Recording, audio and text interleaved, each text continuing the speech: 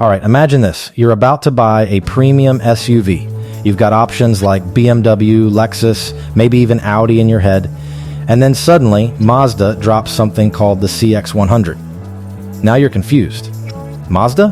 In the luxury game? Seriously? But wait, what if I tell you this could be the most underrated luxury SUV of 2026? Not the flashiest, not the loudest, but possibly the smartest choice. The kind of car that doesn't scream for attention, but quietly wins you over every single day. So the real question is, can the 2026-27 Mazda CX100 actually compete with the big boys, or is it just another overhyped concept? Stick with me, because this one might genuinely surprise you. Let's start with how it looks. Mazda has been playing this less is more design game for a while, and honestly, they've mastered it. The CX100 is expected to follow that same clean, elegant design language, but stretched into a full-size luxury SUV form. Long hood, wide stance, slim headlights, nothing overdone, nothing shouting for attention. It's the kind of design that ages well. You park it today, it'll still look classy 5 years later. Compared to something like a Lexus TX or BMW X7, which sometimes try too hard with aggressive styling, the CX100 feels more mature. But here's the catch. If you're someone who likes flashy chrome and bold designs, this might feel a bit too calm for you. So tell me, do you prefer aggressive styling or this clean, premium vibe? Now step inside, and this is where Mazda usually punches above its weight. Expect high-quality materials, real wood, soft leather, minimal plastic feel. Mazda interiors are known for feeling more expensive than they actually are. The CX100 will likely follow a driver-focused layout, not just a giant screen slapped in the middle. Everything placed where it actually makes sense. Compared to German rivals, Mazda's interiors often feel more human, less tech overload. But again, if you love massive, flashy ambient lighting and futuristic gimmicks, this might feel a bit simple. But simple in a good way, like an iPhone, not a cheap phone trying too hard. Tech-wise, don't expect Mazda to go crazy, but expect smart implementation.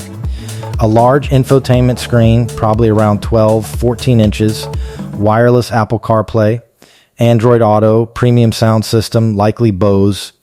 But Mazda usually avoids turning everything into touchscreen chaos. They still believe in physical controls, which honestly, while driving, makes a huge difference.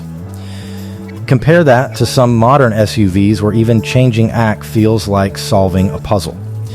Here, usability wins over gimmicks. Now here's where it gets interesting. AI. Mazda hasn't been very loud about AI compared to brands like Mercedes, but expect subtle, smart features. Things like adaptive driver profiles, voice commands that actually understand you, predictive navigation based on your habits. Not, hey, look, we have AI, but more like it just works. And honestly, that's better. Because let's be real, how many times do you actually use those flashy AI assistants? Performance is where things could get really exciting. Mazda is rumored to bring an inline 6-engine setup, possibly paired with hybrid technology. That means smooth power delivery, decent fuel efficiency, and a more refined driving experience compared to typical V6 engines. Not a full performance monster like an AMG or M model, but something balanced. Power when you need it, comfort when you don't. This is not a drag race SUV, it's a daily luxury machine. So if you're expecting crazy 0-100 times, you might be looking at the wrong car. Driving feel, this is Mazda's secret weapon. Even their cheaper cars feel fun to drive. So imagine that philosophy in a full-size SUV. Expect precise steering, well-tuned suspension, and a connection to the road that most SUVs in this segment lack. While competitors focus purely on comfort, Mazda tries to give you a bit of both. Comfort plus engagement. Not sporty like a sports car, but definitely not boring either. So if you actually enjoy driving, not just sitting, this could be a big win. Safety will obviously be top tier. Mazda already offers strong safety packages, and the CX100 will likely include advanced driver assistance systems, adaptive cruise control, lane keep assist, blind spot monitoring, emergency braking, 360 cameras, everything you expect in 2026. Nothing revolutionary, but everything necessary. And honestly, safety is one area where you don't need innovation, you just need reliability. Now let's talk practicality, because at the end of the day, this is what matters. Expect 3 rows, decent legroom, and usable third row space, not just for kids. Boot space should be competitive, but maybe not class leading.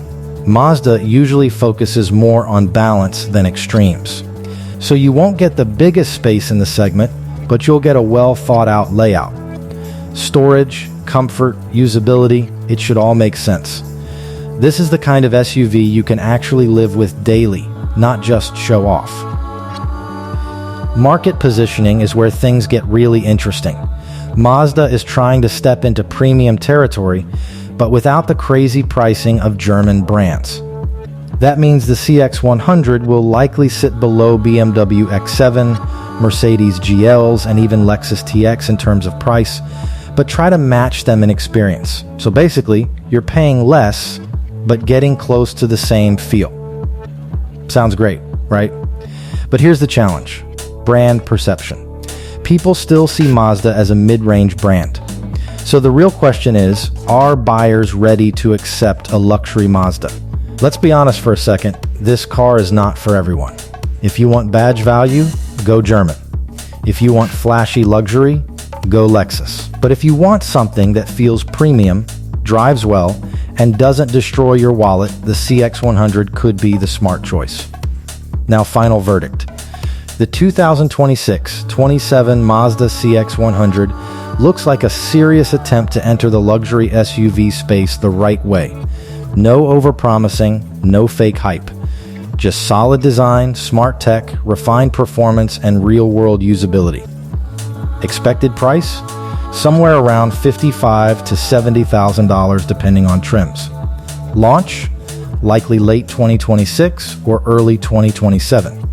So would I recommend waiting for it? Honestly, yes, but with conditions. If Mazda delivers what they're promising, this could be one of the most underrated SUVs in its class. But if they mess up pricing or features, it could easily get lost among stronger competitors. Now I want to hear from you. Would you actually buy a luxury Mazda over a BMW or Lexus? Or is the badge still too important for you? Drop your thoughts in the comments, because this debate is going to be interesting. And if you enjoyed this honest, no-nonsense review, make sure you hit that subscribe button, like the video, and share it with someone who's planning to buy an SUV soon. Trust me, they need to see this before making a decision. Until next time, drive smart, spend smarter.